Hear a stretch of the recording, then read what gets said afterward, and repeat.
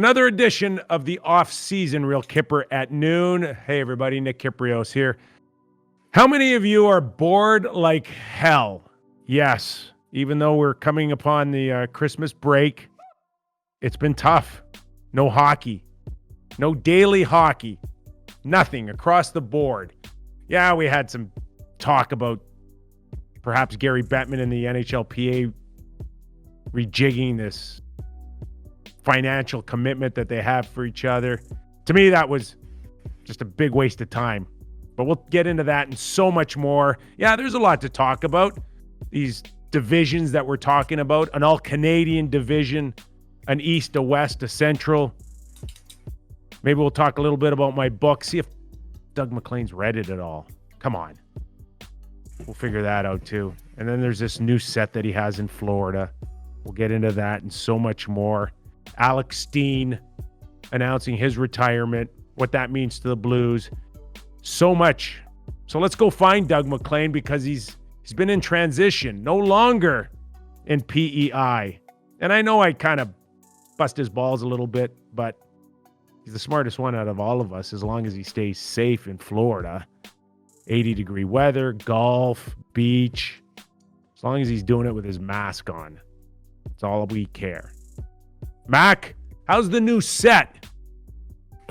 Well, it's a work in progress. I mean, I've got a lot of tips from people across the country to help me with it, but I've just thrown up a few things that I've had here on site. But I've limited space to work with here in Florida. It's not like we have a big place. I mean, we are in the ocean, but it's not that big a place. Now, You put a picture out of your original set, and it kind of just started this tidal wave of Mac. That set sucks. Okay, this is what you need to fix it. And the first piece of advice was get the hell away from the window. So I'm glad I can see that you've done that. Yeah. But in particular, Mac, there was a message from a Brian Leech. Now, I wish it was the Hall of Famer for you because it wasn't. Got you super excited. I thought it was. No, I thought it was. Oh, no. Okay. It was Brian with a Y _ Leech, but Leech is spelled Leitch. But he's just not any person on Twitter. He's a guy that struck a nerve to you 9 years ago because you blocked him. What the hell could he have said 9 years ago that would cause you to block him from any more of those famous Doug MacLean tweets? Well, I don't quite understand. I mean, obviously there was some, clowns that were sending me nasty stuff, and I used to just block them. When you can get rid of them, why wouldn't you? And I didn't block that many. I think I only have 350 people blocked. So 350.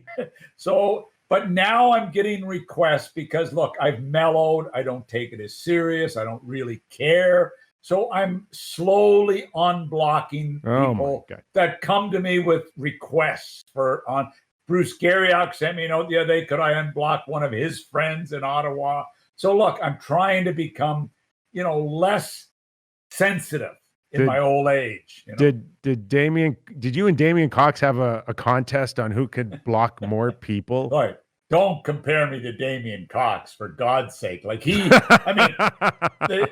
stuff that people say to me is not even close to what they would say to Damian Cox. So anyway, look, I'm going to work through it. I've been less sensitive. Now that I've learned how to mute people, I don't have to block as many. So it's perfect. Jordan, do we have the picture that this Brian _ Leech, not the NHL All-Star and Hall of Famer, put on Twitter the other day? I thought he did a fantastic job of dressing your setup.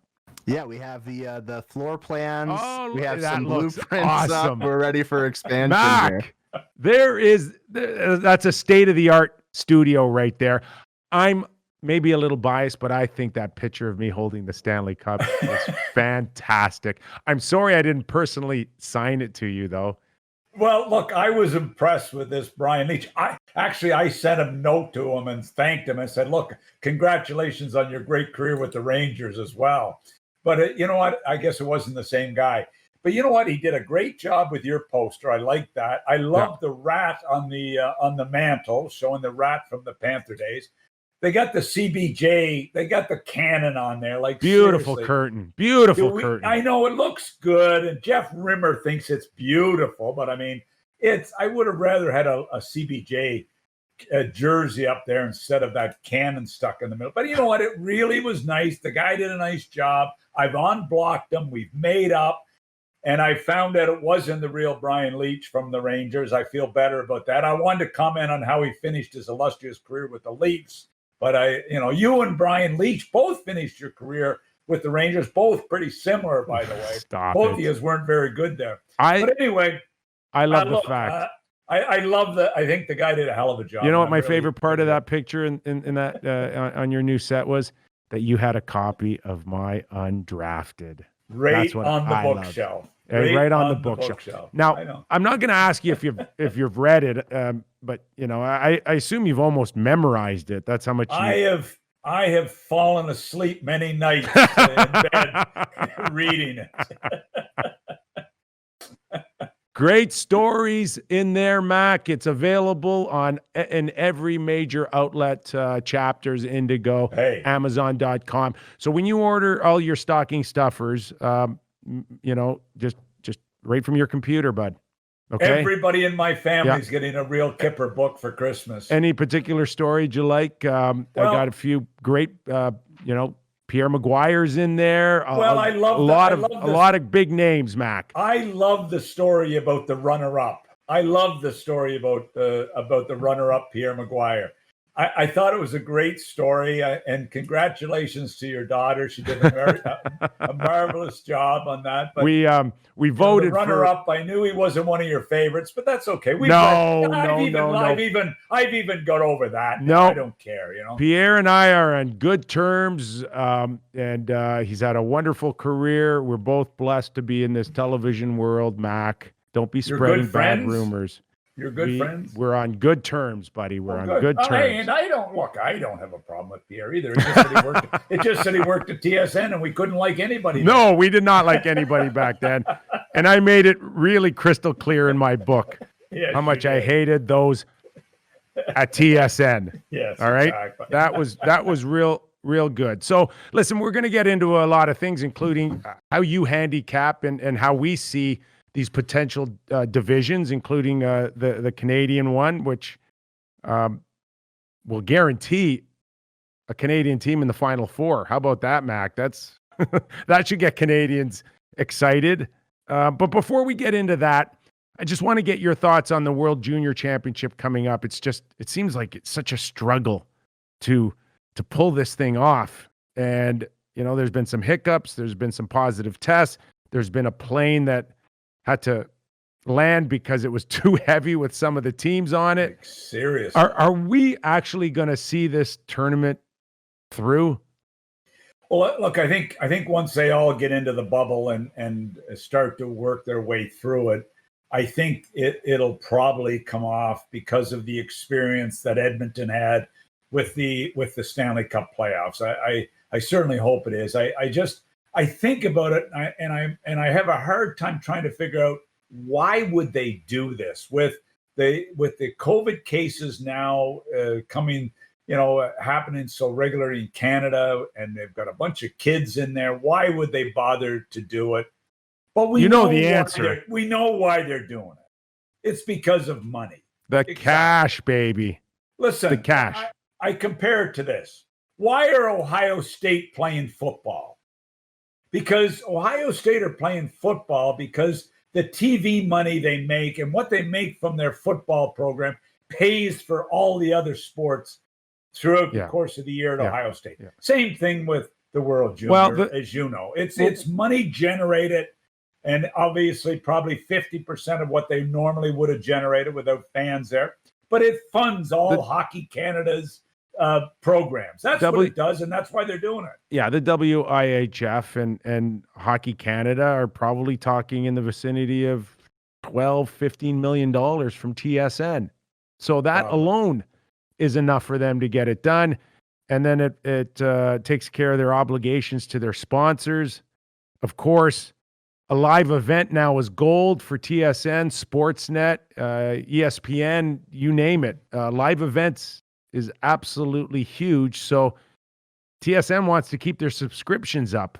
I don't blame. I mean, look, for TSN, this is terrific. I mean, this is the Christmas season when people watch this tournament. They love this tournament. Canadians have watched it, for years. But this is a special event at Christmas time. I don't blame TSN for trying to do it.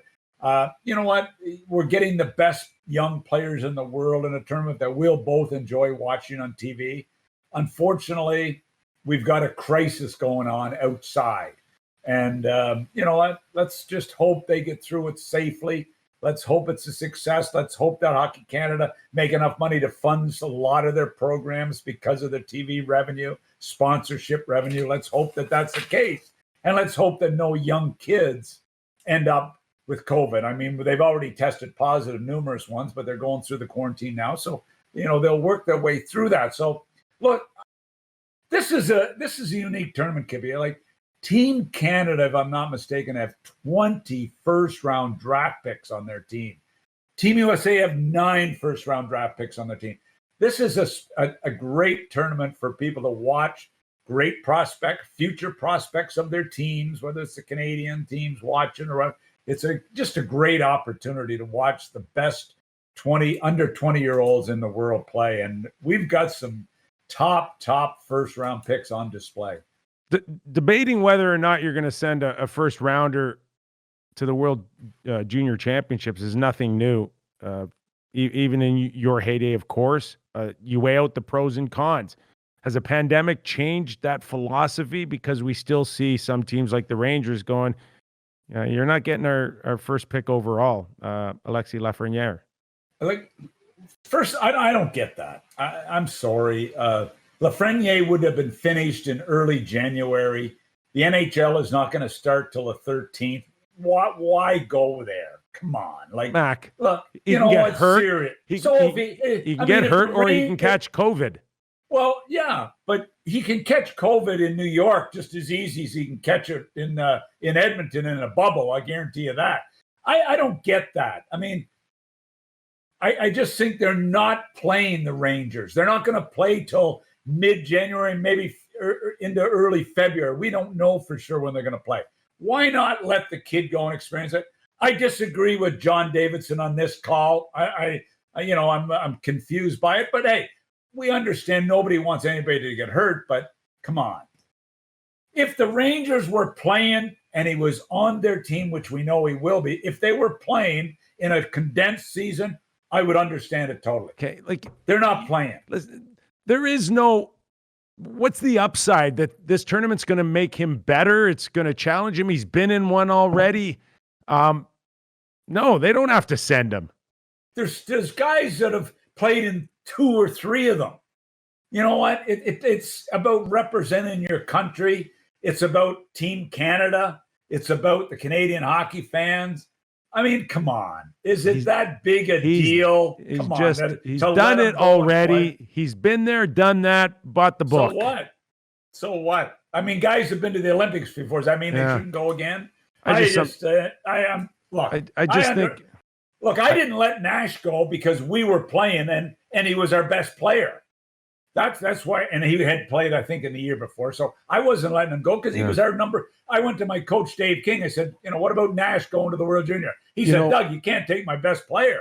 There just seems to be, from an early age, Mac, that we're going to just take these kids and we're going to squeeze everything out of them. Everything. World Juniors, under 17, under 16, Subway Series, you name it, Canada, Russia, this, all of it. And we are starting to see 22 and 23-year-olds carry that effect of the wear and tear. And we're starting to see it. I just don't like trying to squeeze every ounce out of every player from the age of 7 on these elite guys. I think it's okay he skips. He hasn't played this year. He hasn't played since last April. That's not wear and tear. I don't know. I understand in normal years. I get that. But this is a unique situation. Why wouldn't you want the kid playing in a competitive tournament to help him come into his training camp and be a little more prepared and playing some games? I mean, the kid hasn't played since April. This isn't about wear and tear on him. I understand If it was in normal situations, maybe you would consider it. And I understand the kids going through all these tournaments, but it also helps make them better players too. The competition of playing against. When has Lafrenière ever played in competition as good as the World Junior? The Quebec League? Yeah, I don't think so. You got me there. There's no question. Anyway, it's going to be okay. It'll be fantastic. It'll be great hockey to watch. And yeah, another guy that'll love watching it is our Steve Ellis. He's all over it. Make sure you tune in linemovement.com for the latest on the World Juniors. This guy's great. You can also follow him at Steve Ellis THN on Twitter.